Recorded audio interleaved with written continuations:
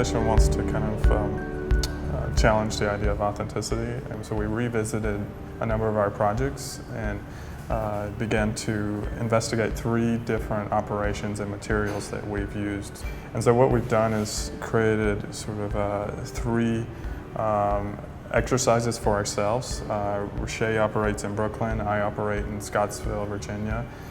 So we're in kind of different locations, but we thought maybe it would be interesting if we took materials we were familiar with from previous projects and then imagine how to create our individual kind of fingerprint on that material and see how different they are. We didn't really look at each other's work or know what each other were doing until it was done, and then kind of say, oh, look what I've done, look what you've done. So we do come from quite different opposing but complementary viewpoints. We noticed a sort of different but also similar interest in a material sensitivity and tectonic language.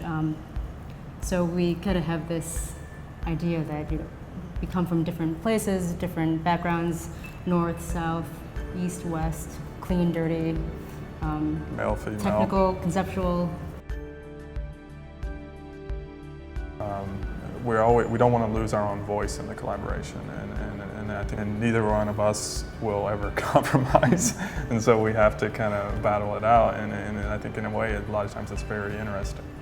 So the exhibition is sort of laid out as 3 displays of that, from wax and water, which was dealing with how to create a sort of formation without a lot of kind of composition, but the actual opposition of 2 materials, a hot material and a cold material. Construction of a sort of system using chewing gum and then spearmint leaves that are coated the gum to kind of give it a hardening, and so which was a technique Rychiee had used in the past, and we decided how can we kind of reevaluate that. And then the final element we started to look at were the idea of using a kind of kit of parts, and that's the 2 wood models that were built using laser cutting techniques.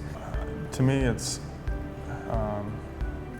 there's a lot of translation in our work and transformation that I think leads to the idea of alchemy.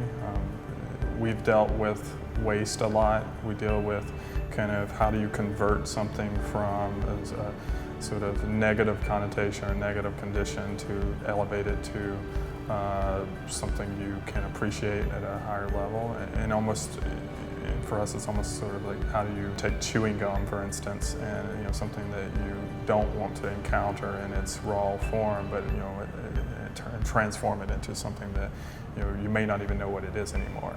So we work with really challenging materials, and that often requires a lot of experimentation, and a lot of those experiments fail.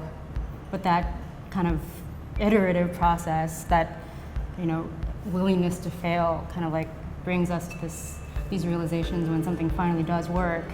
That leads us to something usually spatial and architecturally kind of provocative. Often the material presents its own challenges, and sometimes, if we're on our own experimenting, we'll actually arrive at the same kind of process, even if we're working in separate places.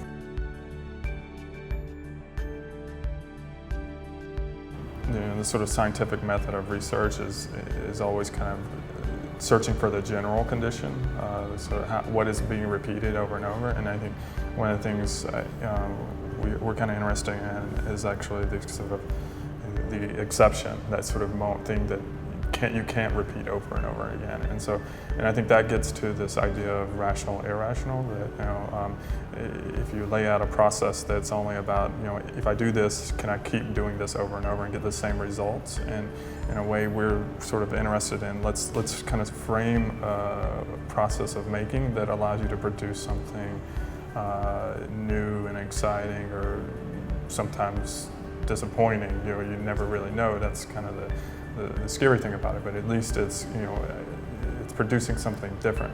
This model we've been calling kind of the clip model. It's what it is we took a part from a previous project, which is a project called Water Fuel, which won a competition, self-sustaining city competition a few years ago. And we took just a part of it, which you can see are these sort of clips They were a part that was a sort of modular part that would aggregate to form a canopy on that project. And we took that and used it and thought about, this is a pretty adaptive part. How can we reimagine it?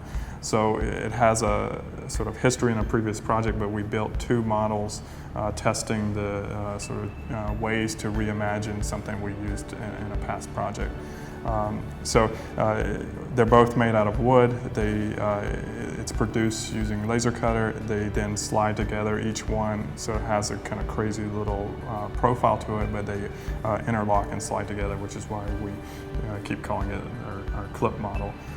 I had no idea how Seth built the original model, so therefore when I went to build this model, I had to make my own interpretations of what the new tectonic could be. This would be like the Miles Davis version of the clip model, and this would be like the Philip Glass version of the clip model. There is no drawing for these buildings. You would have to, you would never produce the same result twice. So for us, that was pretty authentic. I think that's something that we were kind of we test a lot of times is the relationship between making, and drawing. Does one have to be a precursor to the other? Do you need a drawing to make something? Can you make it, or do you have to draw what you make? Because we're talking about rationality and translation too. The drawings for architecture become so much about the kind of translation of this idea to a built form. With this, it's really about developing a system of construction at a very kind of part detailed level. And then there's no drawing for it. It actually then aggregates and accumulates based on how the immediate responses the local responses that are in place.